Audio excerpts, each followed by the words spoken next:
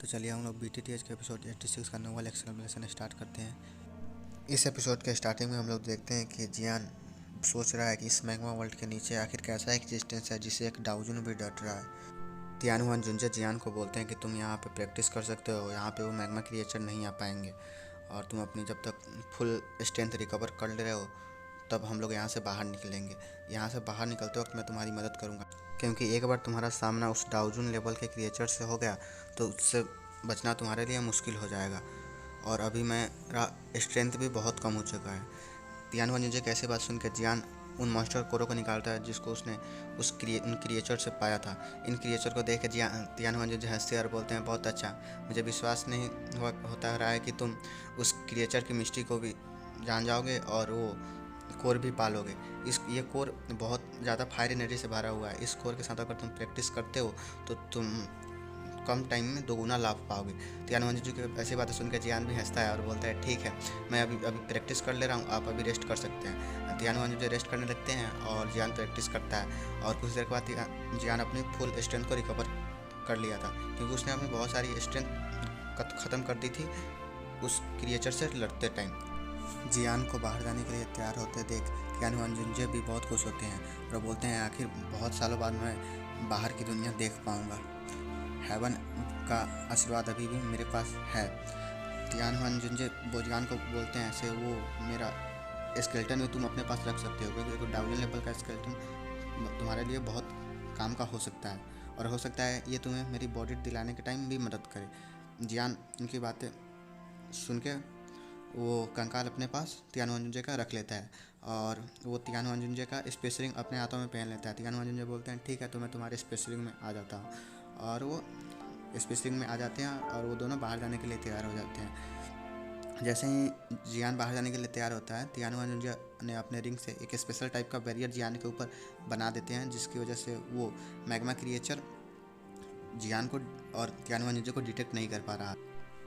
जैसे ही जियान ने उस जगह को छोड़ा और बाहर निकलने वाला था, उसके 2C एंशिएंट जेट्स में कुछ हलचल होने लगती है और वो 2C एंशिएंट जेट चमकने लगता है। जियान को ये देख के वो उसको समझ में आता है, ऐसे पक्का वो सोचने लगता है कि पक्का इस मैग्मा वर्ल्ड के नीचे कोई 2C एंशिएंट गॉड से जुड़ा कोई चीज़ है, इसी की वजह से ये 2C एंशिएंट जेट चमक रहा है।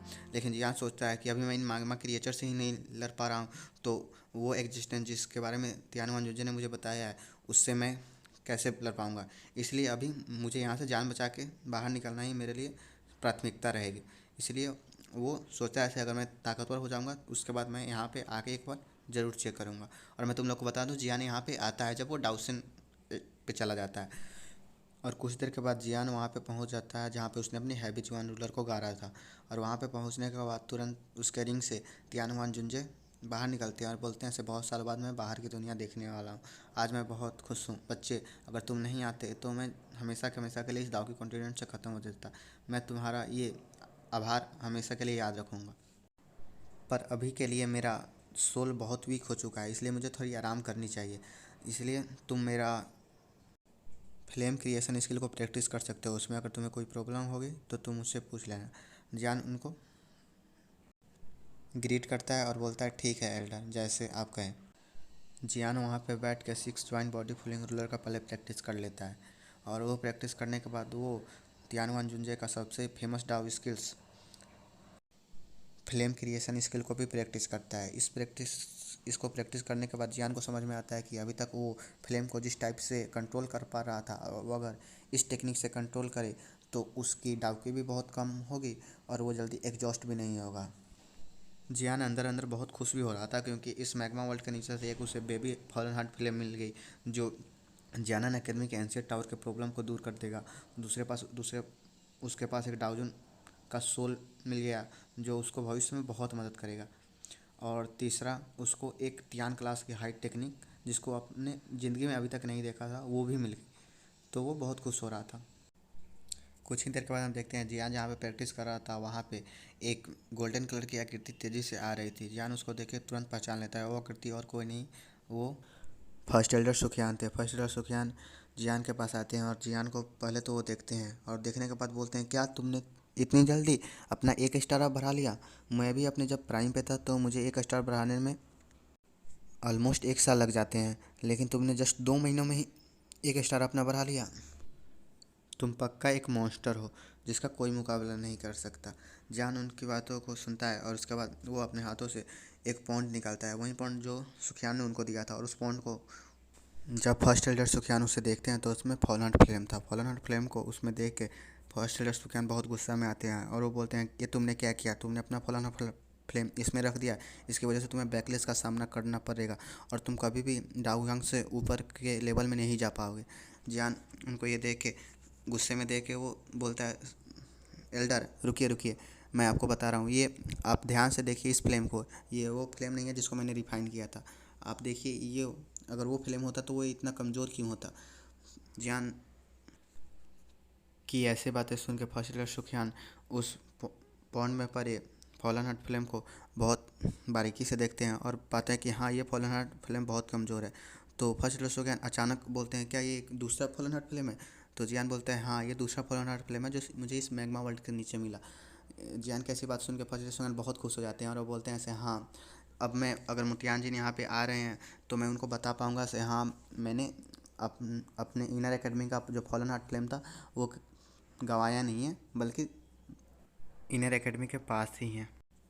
क्योंकि जियान ये बात अच्छी से समझता था कि भले ही सुखियान उसके सामने कुछ भी बोले से हाँ हमको फ़र्क नहीं पड़ता तुम ये फिल्म ले लियो, लेकिन उनके अंदर से ये बात थी से अगर मुतियान अगर यहाँ पे आए इस एकेडमी का प्रिंसिपल मुतियान जिन इस एकेडमी के प्रिंसिपल है, अगर वो यहाँ पे आए तो वो उनको कैसा जवाब देगा। लेकिन दूसरे फॉलन हार्ट फिल्म ने फर्स्ट और सुखियान की सारी प्रॉब्लम को सुलझा दिया था।